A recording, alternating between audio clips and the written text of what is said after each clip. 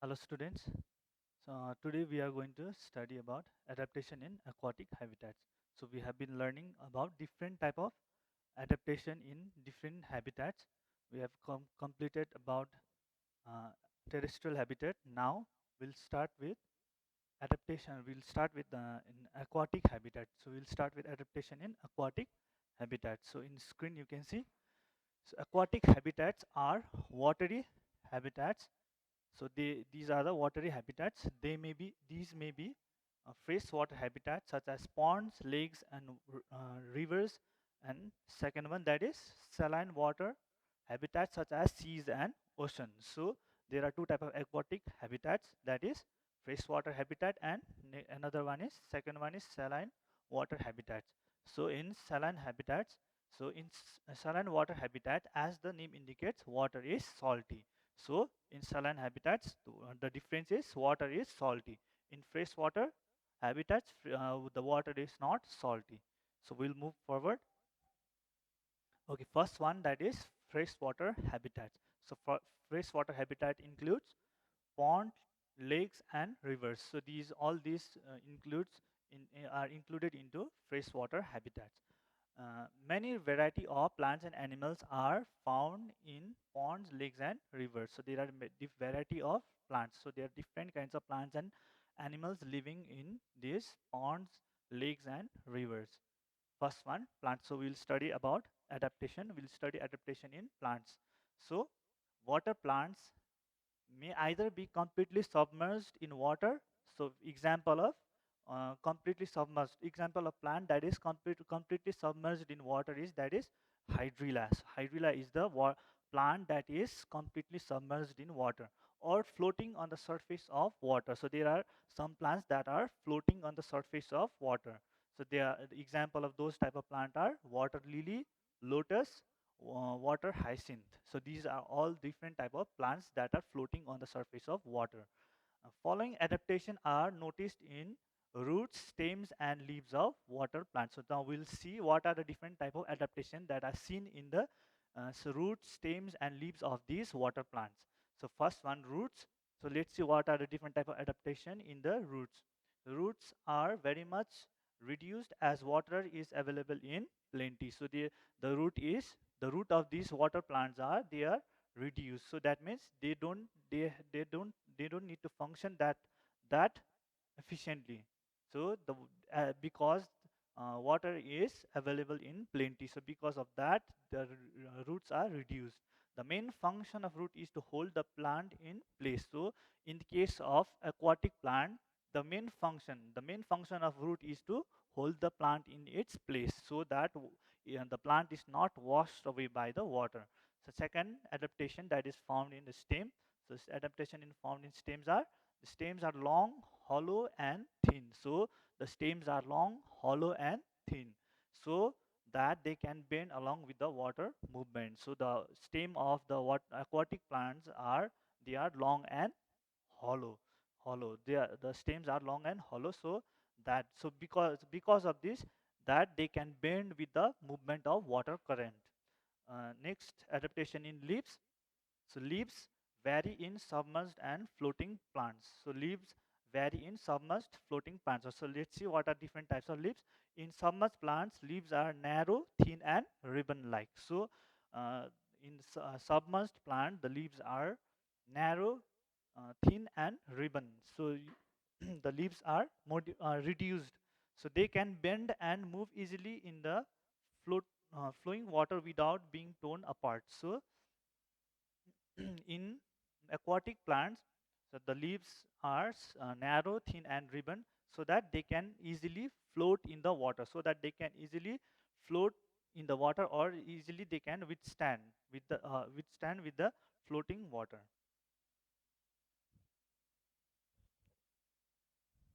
Okay, in floating plants like water lily, leaves are large and circular.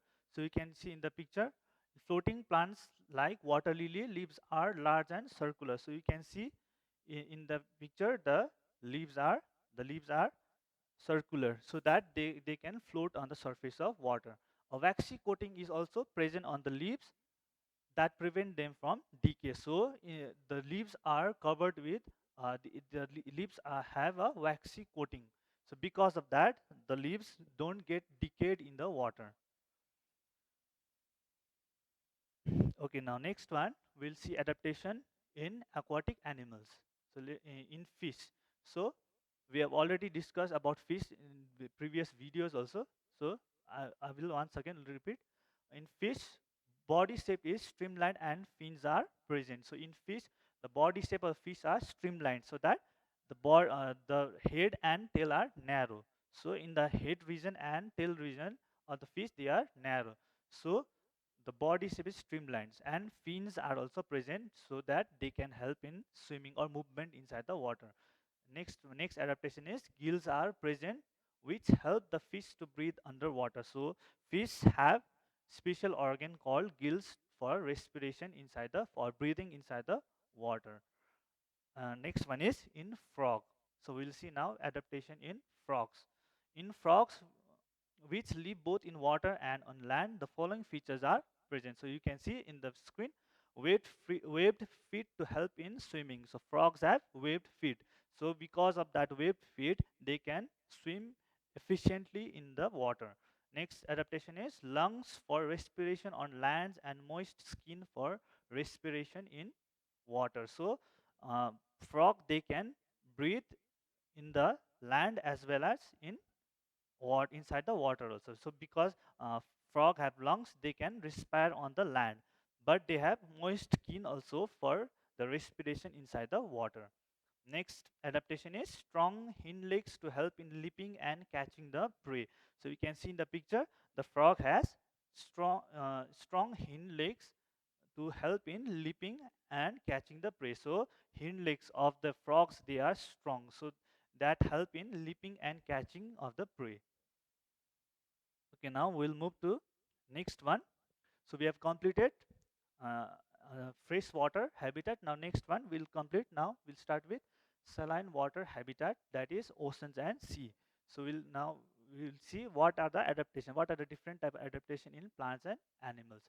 Seas and oceans are home to great variety of living organisms. So all we all are aware of that. There are different kinds of plants and living inside the seas and oceans. So let's see what are the different adaptations, some of the adaptation in plants and animals. So first one, plant. So billions of small photosynthetic organisms called algae live in the sunlit waters of seas and ocean. So in the ocean, so there are different type of photosynthetic organism living. So they are we call it algae. So they live in on the surface of the water where there is plenty of sunlight. Larger algae, larger algae called seaweeds are also present in large numbers. So in seas, large algae called seaweeds. So we call it seaweed. Larger algae, we call it seaweeds, and they are present in large number. So these have root-like structure called holdfast, which grip them to rocky source. So these larger algae called seaweeds have a root-like structure called holdfast. So we call it holdfast. Holdfast help these seaweeds to stick on the rocky surface or the rocky source of the seas. So these help them to be placed at one place. So these are different types of adaptation in the plants. Next one is animals. So these are animals that are living in the saline habitat or saline water.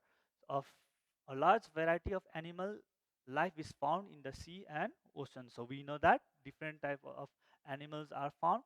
Some of these include fish, dolphins, whales, mollusks, and sea anemones. So these are different type of fishes and animals that are found in the ocean or seas. Sea animals like dolphins and whales do not have gills. So whales and dolphins, they don't have gills. They breathe in air through their nostrils or blowholes. So they breathe their air through their nostril or blowholes. So blowholes are present on the upper part of their head. So on the upper part of the head there is a blowhole. So there is a hole from where they breathe out. So that act as a respiratory system for this whales and dolphins. So these allow them to breathe in air when they swim near the surface of water. So what happens is these animals, these whales and dolphins, they need to come to the surface of water for exchange of gas or exchange of air. So they can stay inside water without breathing for a long time. So they can stay inside water for a long time. So this is the adaptation of whales and dolphins. So they can stay inside the water for very long time. So when they need to breathe, they come out to the surface. So when they need to breathe, so they come to the surface of the water.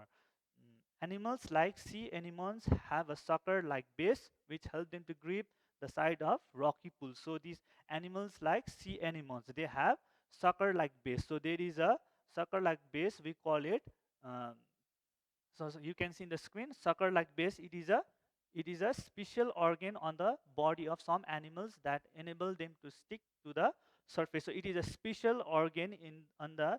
It is the special organ of these animals that help them to stick, that enable to stick on the surface of different on the surface of rocks or other animals. So this sucker-like base is present on the sea anemones.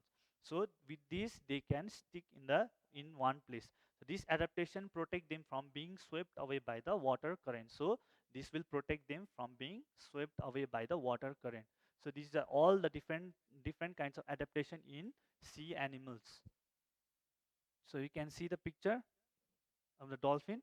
So they need to come to the surface of the water for exchange of gas or for breathing. Okay, so there are some questions you need to you need to see the video and answer from this.